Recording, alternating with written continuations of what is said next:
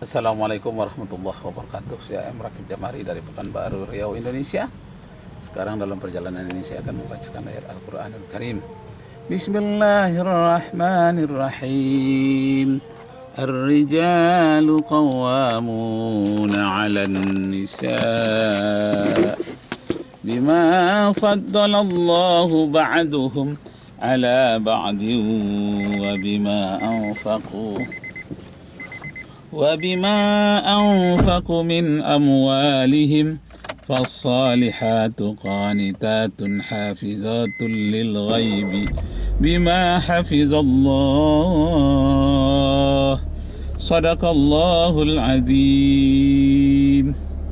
Surat An-Nisa ayat 34. Laki-laki adalah pemimpin bagi wanita. Ar-rijalu qawwamuna 'alan nisa bima faddalallahu ba'dahum 'ala ba'din, karena itu Allah memberikan kelebihan kepada laki-laki. Bima anfaqu, dan Allah memberikan kewajiban kepada laki-laki untuk memberi nafkah. Min amwalihim fas-salihatu qanitatun hafizatul lil ghaibi bima hafizallah. Karena itu kaum wanita hendaklah memelihara dirinya dan patuh kepada Allah. Hormat kepada suami dan patuh kepada Allah. Bapak Ibu saudara-saudara sekalian, kisah lucu yang kedua pada hari ini, tapi intinya saja diambil, jangan kisah lucunya. Apa dia kisah lucunya? Seorang suami ketika melepas jenazah istrinya kepada Tuan Imam, dia katakan, wahai Tuan Imam, sebelum jenazah ini diberangkatkan ke kuburan, mohon tinggalkan saya saja dengan istri saya, dengan jenazah istri saya ini di dalam rumah, kira-kira 2 menit, 2 atau 3 menit. Setelah itu dibawalah kembali. Karena permintaannya keras, orang merasa aneh. Akhirnya lama-kelamaan diizinkan juga. Pintu semuanya ditutup dan tinggal dia berdua dengan jenazah itu. Nah, kemudian anak-anak ada yang mengintip dari belakang. Nampaklah oleh anak-anak, katanya ada sesuatu yang dilakukan oleh suaminya itu. Nah, setelah itu pintu dibuka kembali, jenazah boleh dibawa. Dan kemudian sang imam bertanya, apa yang kamu lakukan kepada jenazah istrimu sehingga kamu beberapa menit harus kamu berdua saja dengan jenazah itu dalam rumah? Ada apa? Katanya, saya menjalankan wasiat istri saya. Apa wasiatnya? Wasiatnya katanya, sebelum, kalau abang mau menikah lagi, langkahi dulu mayatku. Nah, rupanya dia melangkahi dulu mayat istrinya dan barulah boleh dibawa. Nah, ketua dari imam daerah itu tadi sebetulnya ingin marah, tetapi tidak jadi marah. Malah dia tersenyum dan orang tadi ditegurlah kenapa terjadi demikian. Nah, awalnya saya merasa ini hanya cerita lucu, sehingga saya buat judulnya cerita lucu yang kedua. Tapi sebenarnya Bapak Ibu saudara sekalian, itu bisalah dikatakan suatu cerita lucu yang terjadi di suatu daerah. Teman saya yang menginformasikan. Nah, tapi di sebalik itu, kata-kata melangkahi jenazahnya, memang dilangkahinya 7 kali. Anak-anak yang tadi katanya melihatnya, rupanya dilangkahinya. Nah, jadi Bapak Ibu saudara-saudara sekalian, apa yang menjadi bahan analisis kita dalam kejadian itu? Kejadiannya ialah sang suaminya itu terlalu harfiah dalam memahami apa yang dipesankan itu. Terlalu harfiah, terlalu dangkal. Bukan itu yang dimaksud. Nah, jadi Bapak Ibu saudara-saudara sekalian, banyak sekali orang yang seperti itu, terlalu harfiah dalam memahami Al-Quran, memahami hadis, memahami suatu pesan. Terlalu harfiah. Itu menurut penafsiran dia sendiri. Dia tidak peduli dengan pendapat orang lain. Nah, jadi kepada Ibu yang terhormat, kalau terlalu harfiah, itu umpamanya ucapan bahwa tangan Allah di atas tangan mereka. Nah, kalau secara harfiah tentulah berarti Tuhan itu punya tangan ya. Padahal Tuhan itu tidak memerlukan tangan, itu kata kiasan. Nah, termasuklah kisah yang si suami tadi yang tidak mengetahui tentang kiasan apa yang disampaikan oleh istri. Kata kiasan. Jadi ada kata kiasan Pak, di Kalimantan terjadi. Katanya kalau abang mau beristri lagi, langkahi dulu mayatku. Jadi ketika mayat istri itu akan dibawa ke kuburan, dilangkahinya dulu. Orang suruhnya keluar, dilangkahinya dulu 7 kali. Apa kata anak-anak di belakang? Hui, bapak ini melangkahi mayat, katanya. Nah, kenapa bapak itu berlaku seperti itu? Karena dia terlalu harfiah dalam memahami pesan istrinya. Bukanlah melangkahi dengan kaki, itu maksudnya. Nah, samalah dengan ucapan tangan Allah berada di atas tangan mereka. Bukan berarti Allah itu mempunyai tangan. Tidak.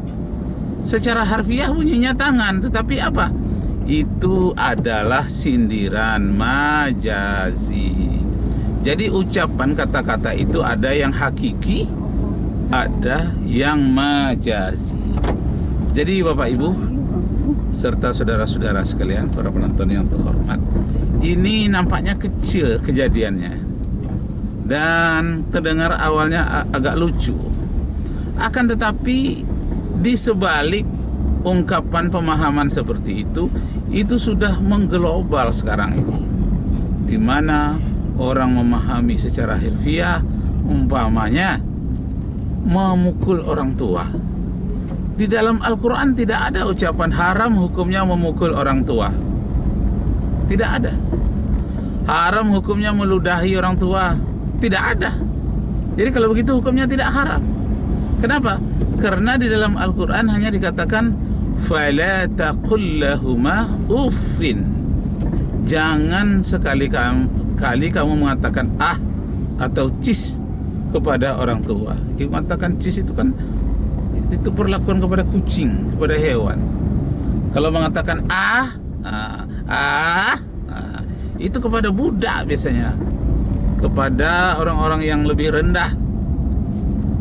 Padahal ibu kita tuh lebih tinggi, paling mulia. Nah, jadi Bapak Ibu yang terhormat, itu nampaknya kecil pesan yang terjadi dalam kisah itu.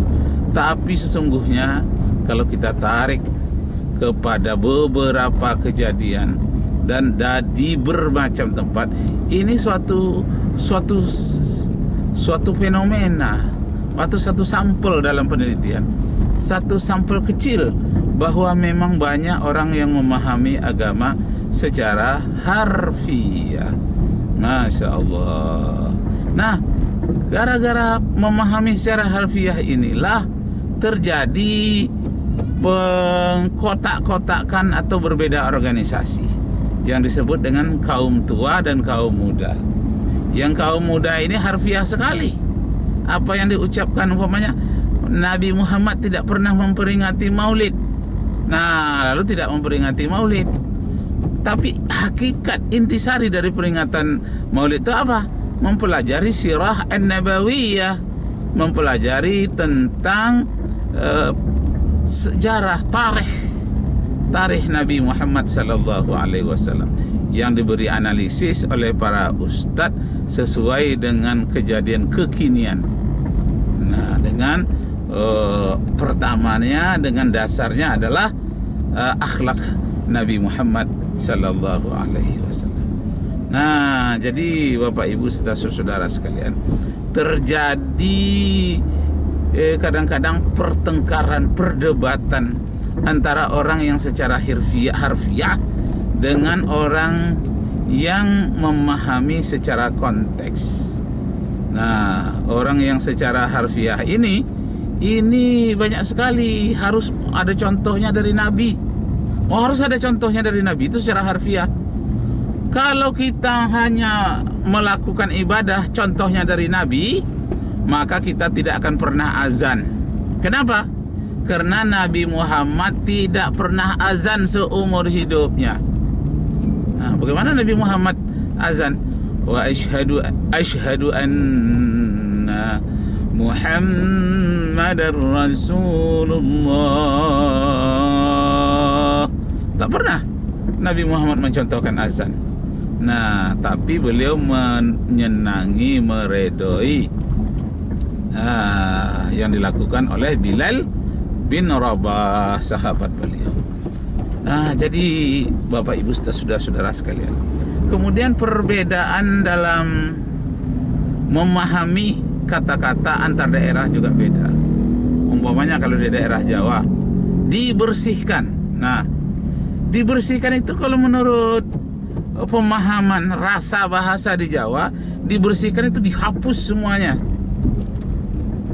Apakah itu dibantai, apakah itu disapu, bersih, dihapus. Nah, itu namanya dibersihkan. Saya pernah pada satu kali saya suruh seseorang membersihkan pohon pisang yang banyak dililit oleh rumput-rumput. Saya katakan, Mas, tolong bersihkan kebun pisang itu ya. Pisangnya semuanya dibersihkan karena dia tidak banyak. Wah, ditebanginya semua. Tidak ada yang hidup lagi. Saya katakan, khianat kali lah orang ini. Masa pohon pisang bagus-bagus itu ditebang semua? Karena menurut pemahaman dia, daerahnya, itu dibersihkan, itu dimusnahkan. Nah, tapi menurut bahasa Melayu, bahasa di Sumatera pada umumnya, dibersihkan itu artinya dirapikan. Dibersihkan itu atau dibaguskan, lebih bagus, dipelihara. Itu artinya dibersihkan. Nah, sampai sekarang pengertian kata-kata berbeda daerah itu masih terjadi kesalahpahaman, kadang-kadang itu bisa hebat sekali. Nah, kejadian yang saya alami itu akhirnya saya tanya, Mas, kenapa pohon pisang ini kok ditebas semua? Ya, Bapak tadi mengatakan harus dibersihkan. Ya, saya bersihkan semua lah. Dalam pikiran saya ini mungkin mau dimusnahkan batang pisang semua karena mau dibuatkan bangunan. Di sini tentu batang pisangnya harus dibersihkan semua. Nah, sangka saya begitu. Bukan, saya katakan itu dibersihkan itu maksudnya dirapikan. Ada yang sampah-sampahnya itu dibuang sehingga dia bersih. Nah, terjadilah perbedaan pendapat. Lalu sayalah yang surut, artinya saya yang menyalahkan diri saya sendiri.